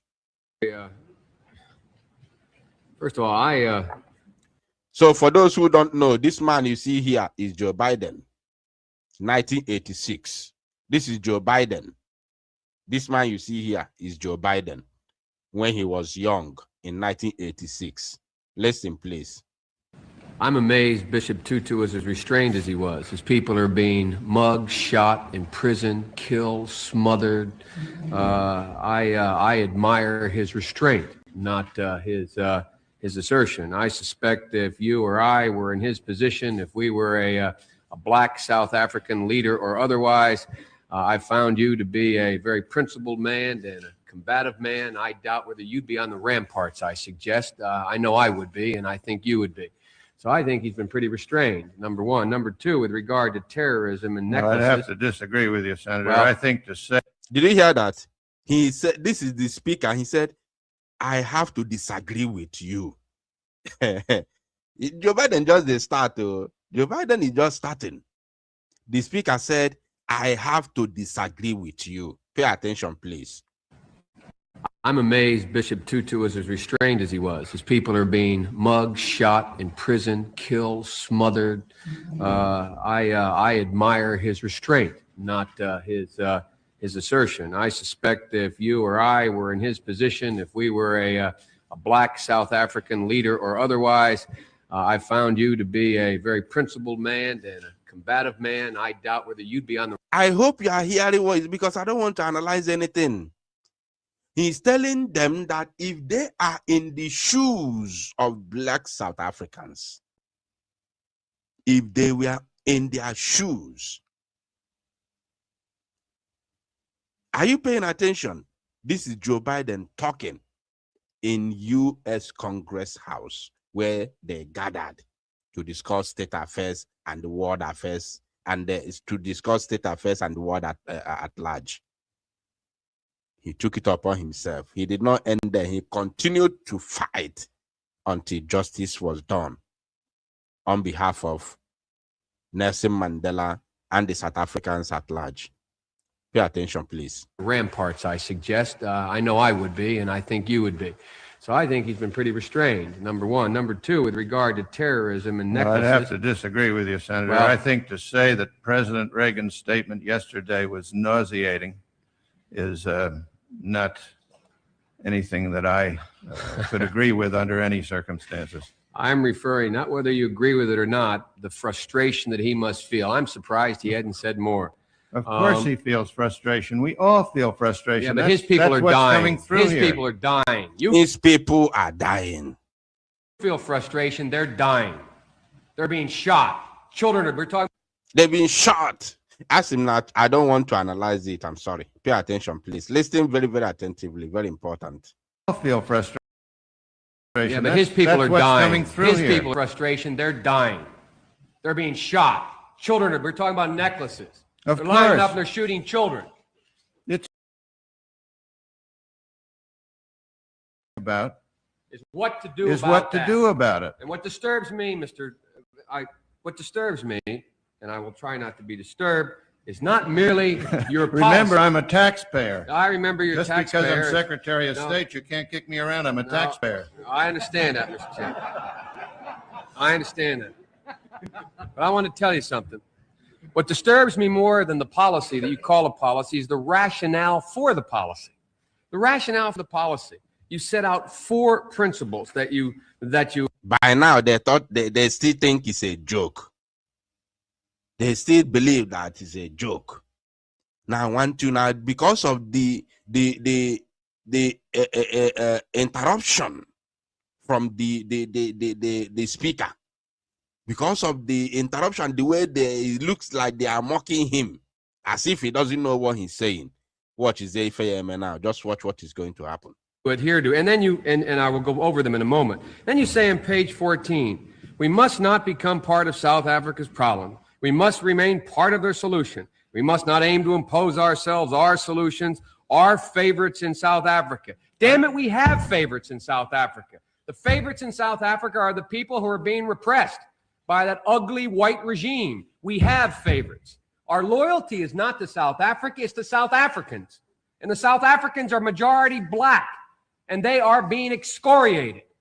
It is not to some stupid puppet government over there. It is not to the Afrikaners regime. We have no loyalty to them. We have no loyalty to South Africa, to South Africans. And the fact of the matter is I listened to this rationale, first of all. It is the leaders of South Africa and their people, black and white, who have the majority responsibility. They must rise to it. Well, they are rising to it. They're rising to it. The only thing left available with that. He said something that I have to pause it. I'm sorry. I know I said I'm not going to analyze. I have to. He said that they have, because of the inhumanity, inhuman treatment, because of what has been done to them, and they have risen, and the reason means, I'm not sure. You know exactly what that means. He said that they have risen. They are rising. They have to rise, and they are rising. You know what that means? That they are fighting because they were being shot and unalived by the same appetite. And Joe Biden said they have to rise, and they are rising. They are picking up arms to defend themselves in South Africa. So America knows what it takes to gain freedom. They know that when you demand for freedom with your bare mouth and your microphone, and you are being killed, you have to defend yourself. You must use the same thing they are using to kill you to defend. They know. They went through it, and they know what it takes. That's why most of the times I feel like spitting on Finland for what they did. I feel like I'm just waiting for this, upcoming, appeal of Simon Ekpa. I feel like spitting on them. A country like Finland that went through the same thing Biafrans are going through today, and they are not country that can forget their history, because Finland is a very brilliant country with brilliant people. How do you forget in a hurry what you went through when you were under Russia? How you fought, you pay the supreme price with your blood to gain freedom, only for you to turn back because of bribe from Nigerian government to imprison a freedom fighter who is your citizen. Shame. Very big shame. Whenever I remember what Finland did, I have goosebumps. I have goosebumps. I can't believe that a civilized country like Finland could do what they did. I hope that they will rectify it and turn back the hand of time with this appeal. I hope they do the needful. I want to believe that there is something that happened between Nigeria and those judges that rendered that very case judgment. If it's for taking bribe, we know, because how comes the vice president Kashim Shettima had to travel from Nigeria to Finland just to go and meet the Finnish president because of Simon Ekpa?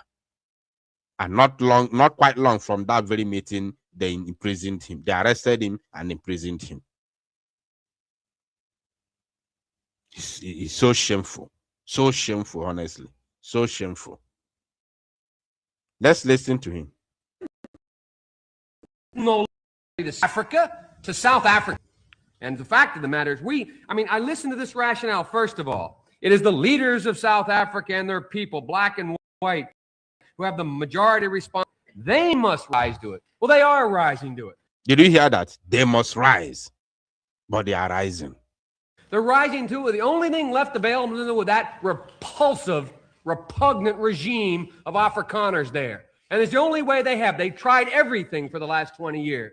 They begged, they borrowed, they crawled, and now they're taking up arms. And now they're taking up arms. Did you hear that? And now they are taking up arms to defend themselves. Because when you make a positive and a verbal request and constitutional right to self-determination and expression impossible for the oppressed, now resistance becomes a must. Resistance becomes a must and the only solution. The only solution becomes resistance. When you make a peaceful dialogue, a mere verbal expression, and the constitutional right to self-determination and procedure, which is just marching on the street, protesting on the street without arms and everything, just carry your placard, protest, demand what you want.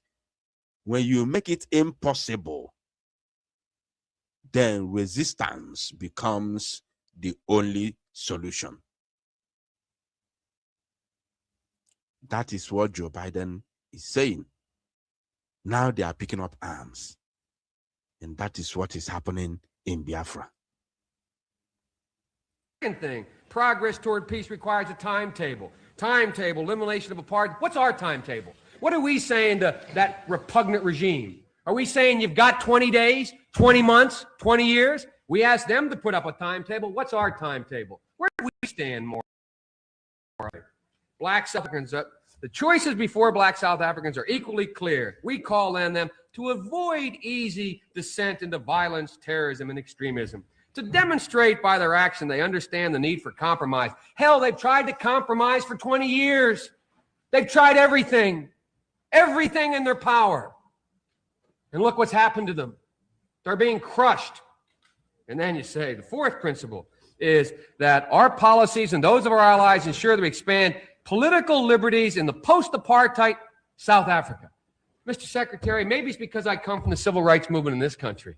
We sat there and we heard the same kind of arguments, the same exact arguments. We cannot impose from the North a solution on the South. They must work out their problems black and white together. We cannot, as a nation, expose them to the economic ravages that will come. We must consider what will happen after segregation before we eliminate segregation. My Lord. And finally, that is not an accurate let me parallel. Read it. Let me because read it. we don't say we have to consider what happens after the Let me read apartheid before we end it. We have said again and again and again that it's an abhorrent system, and I can be just as emotional as you can about that, and it needs to end. You say four principles. I assume they're equally important. You say fourth, our policy and those of our allies should ensure and expand the political liberties in the post-apartheid South Africa are accomplished by an expansion of economic opportunities. My God, worry about that when it comes. These people are being crushed. And we're sitting here with the same kind of rhetoric. The same thing we heard. We heard go slow. We heard we have to take care of the problem afterwards. We heard we can't impose. You are totally misconstruing the testimony that I gave. Read first. Furthermore, Senator, let me say that I hate to hear a senator of the United States calling for violence.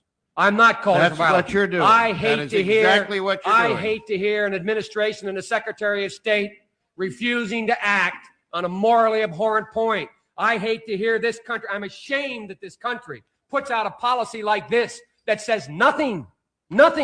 It says continue the same. We put no time to make no specific. We don't set it down. I'm ashamed that's our policy. That's what I'm ashamed of. I'm ashamed of the lack of moral backbone. Did you hear what he said? Let me say it the way he said it. I'm ashamed of our policy. I'm ashamed of our policy. Because they are sitting down there saying, they cannot, do this. They don't have to do that. They don't have to impose whatever they want on South Africa.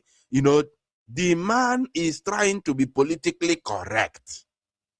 But Joe Biden is there telling him No way.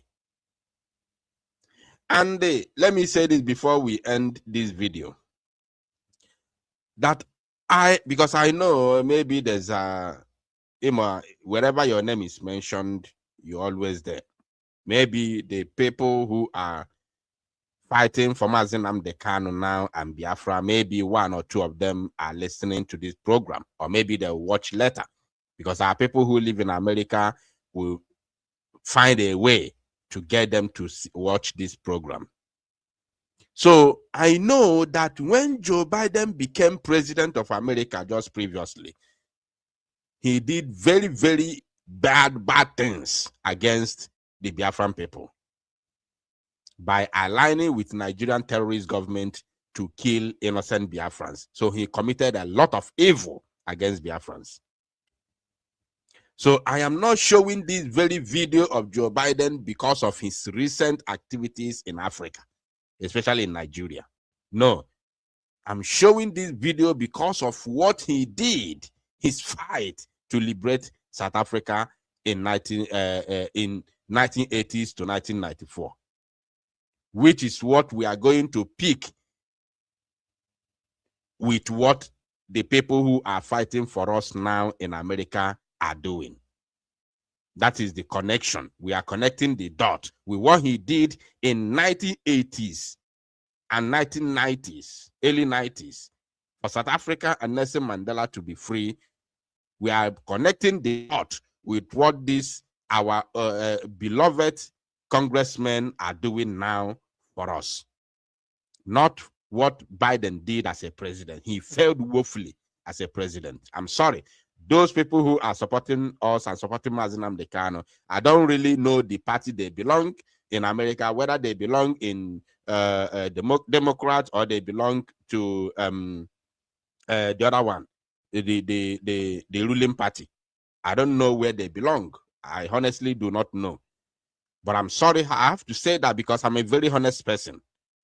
What he did as a president was evil against the Biafran people because he aligned with the Nigerian government to kill innocent Biafrans.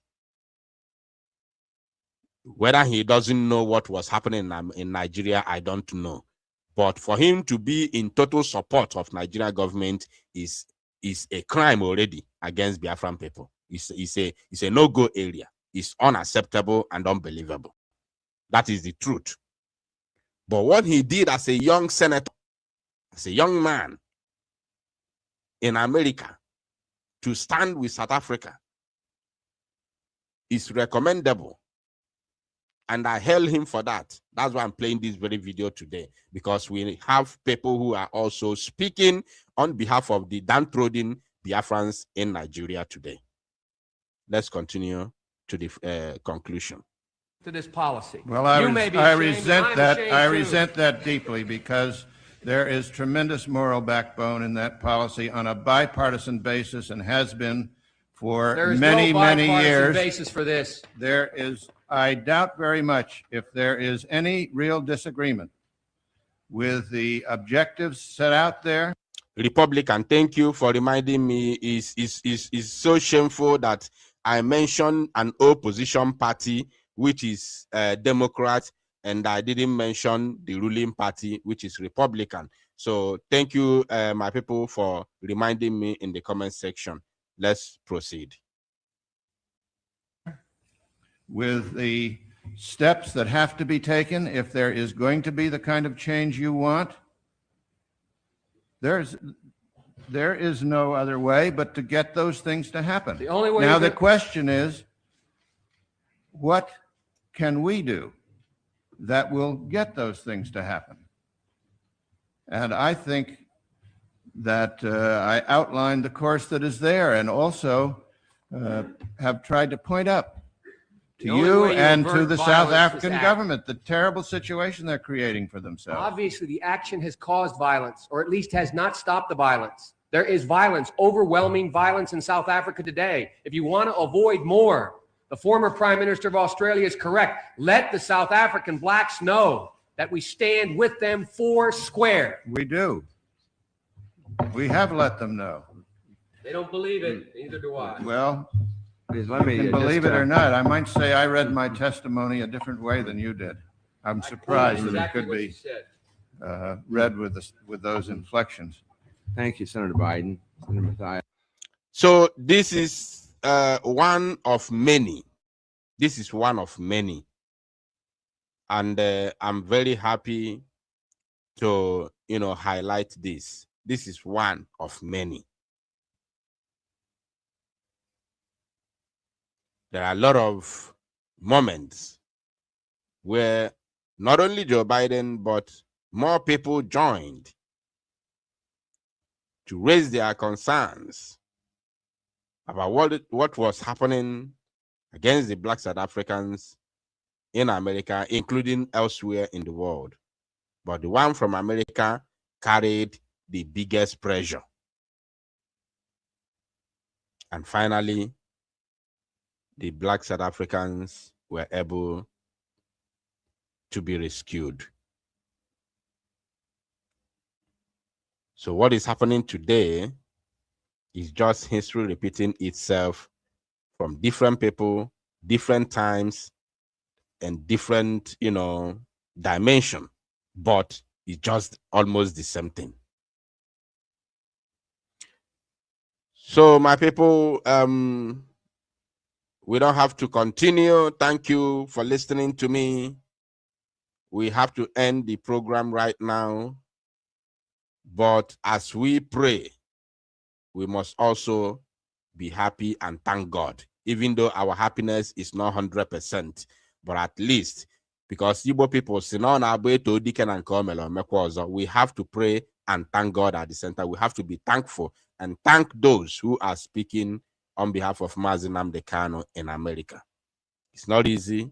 I know what they are doing. I know the stand which they have taken. It's not easy to take that stand because every country in the world milk Nigeria. I know that. So for people who are in American government to stand against the evil of Nigeria, we are not even talking about the Christian genocide that is going on in Nigeria, which is sponsored by the state government, the Nigerian government. We are not talking about the terrorism sponsored by the Nigerian government. We're not talking about the terrorism carried out by the Nigerian military. We're not even talking about those things. So for somebody to, who is in the government in America to stand up against this, we have to say kudos to them. And we pray that long may it continue until victory is assured. Thank you, all my people. Thank you for listening. May God protect every one of us in all our endeavors as we come to the end of this very program. From me from here, it is good evening.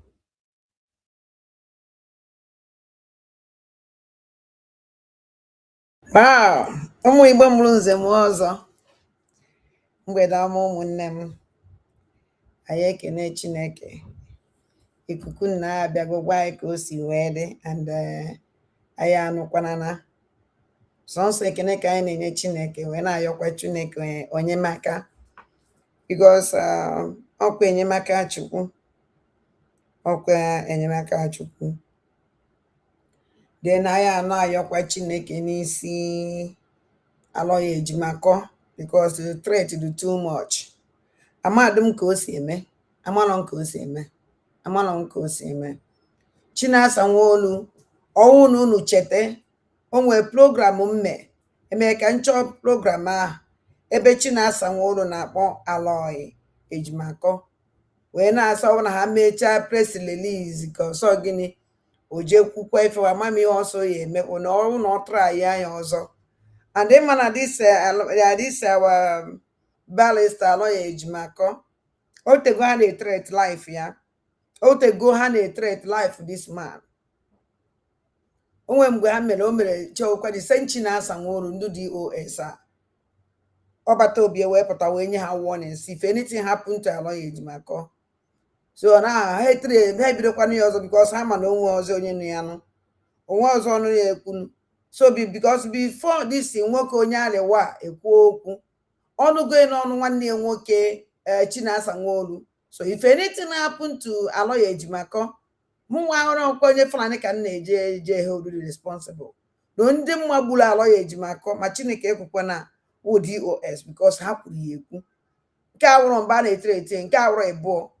And onwezi nke afa na onwe fa amara na awarida Maazị Nnamdi Kanu aka Chukwu dị n'isi that na ihe ha na-eche n'isi awarida ihe ha na-afụ.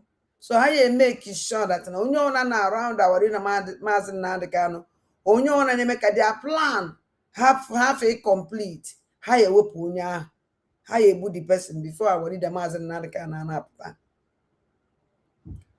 Because I didn't sure na ikuku na nwere idea na lawyer na Chinasa Nwoolu make kwa na this comment this smoke onye adewa melo I read 1 month ago that program Chinasa Nwoolu puta kwuo I don't call 1 month ago ka o kwuru okwu a with your tone na this smoke onye Fulani exactly what ife dị iche. So ụmụnne m anyị abịa continue kwa program anyị anakpu because ma join program ikuku na with another program ya bụrụ nnọọ program ya and ihe niile okwu ya then echi niile anyị ebidokwa ebe anyị kwụsịrị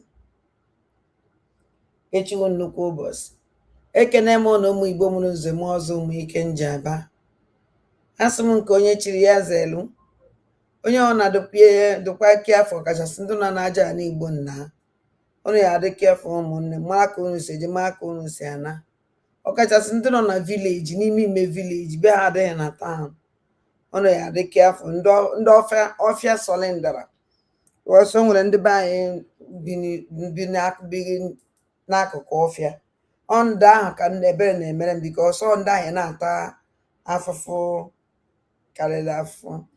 So biko unu ya adị kiafọ maka unu ya si eje anya saa unu mmiri biko na ụmụnne m ekene m unu ọzọ wee na-asị ka chifo na ụmụ aja ala ihe nna ya Chineke n'isi unu ogologo ndụ na-arụ isi ike and ya were egoziele m unu ka nna ya n'isi unu ka nna ya n'isi awarida Maazị Nnamdi Kanu ka nna ya n'isi ọbata obi ka nna ya n'isi Angels Biafra ka nna ya n'isi ada ndị mba na ndị egede na ezinụlọ ya adị ka nna ya kwa n'isi ụmụ aja na niile ebe ụnụ na-anọ na ụmụnne nnọọnya afọ n'obi nwanne mere program echi niile nwanne echi anyị eji na program obi nwanne mee wee gee the criminal people o mere invite because onye ọ na-abịa na program obi nwanne ọ ndụ na-sponsor ya ndụ na-sponsor his criminality. So anybody na-abịa na that platform abịa ekwu okwu that person wey criminal that person wo ogbu ọchụ unless na fanwa ọ bịara condemn okwu obi nwanne kwuru banye isi m nwa ada ndị mba na ndị egede na ụmụ niile na mma ebunata ha ncha niile n'ozu ụmụaka nwe ihe ha mere.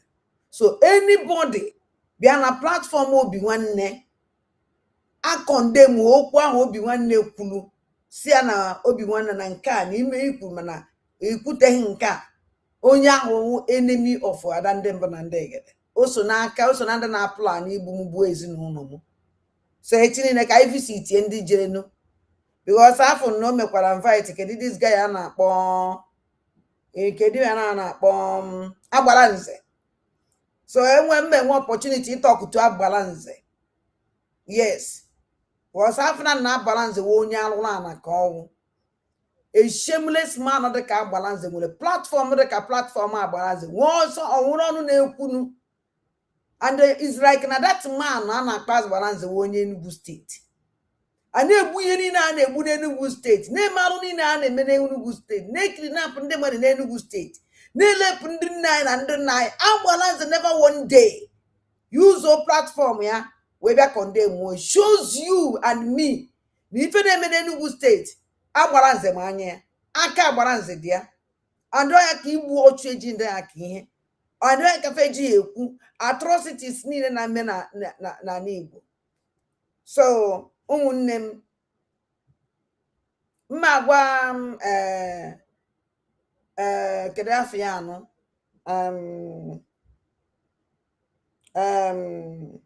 obi nwanne that battle ahụ o setiri onye egbu my ụmụ m niile nọ n'obodo a gbuo m nwa wada ndị mba na ndị egere se ndị ya ejegbu my family na alaikekpara m ya and that okwu ahụ mma ala ọtụrụla complete nya ana ihe si na nna eku ume obi nwanne anyị egbukwele stuff mind ọdụkwa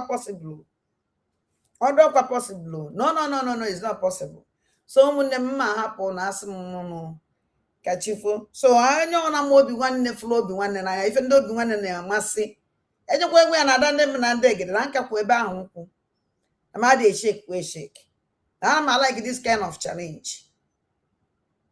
Yes, enye egwu so onye abiko denugwu ya nọghị mma so ụmụ aja na nna anyị anakwu Oladoledo kachifo na ụmụnne m Chimugozie bye bye.